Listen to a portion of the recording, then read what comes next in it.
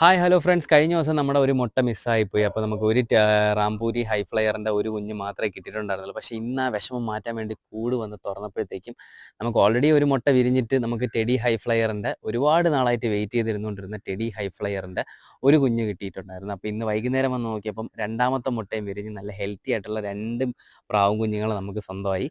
അപ്പോൾ ഇവർക്ക് പുറമെ ഇനി നിലവിലുള്ളതെന്ന് വെച്ച് കഴിഞ്ഞാൽ നമ്മുടെ വേറൊരു റാംപൂരി പ്ലസ് ടെഡി ക്രോസിൻ്റെ ഹൈ ഫ്ലയറിൻ്റെ ഒരു പെയർ എഗ് ചെയ്തിട്ടുണ്ട്. അവരുടെ ഒരു എഗ്ഗിൽ ചെറിയൊരു ക്രാക്ക് ഉണ്ട്. അപ്പം അവരും ഇന്ന് നൈറ്റോട് കൂടി മുട്ടകൾ വിരിയും.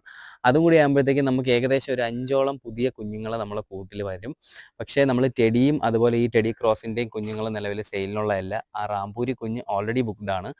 അപ്പോൾ എന്തായാലും ഇപ്പം നമുക്ക് എന്തായാലും പ്രാവുകൾ കുഞ്ഞുങ്ങളൊന്നും സെയിലിന് വന്നിട്ടില്ല. ഇപ്പം നിലവിൽ സെയിലിന് ഇട്ടിരുന്ന എല്ലാം ഓൾമോസ്റ്റ് സോൾഡ് ഔട്ടായി.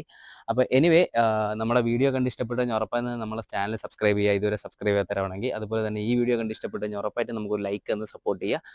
അപ്പോൾ എല്ലാവർക്കും ഗുഡ് നൈറ്റ്. നാളെ നമ്മളൊരു ഡീറ്റെയിൽ വീഡിയോ ആയിട്ട് രാവിലെ കാണാം. ബൈ.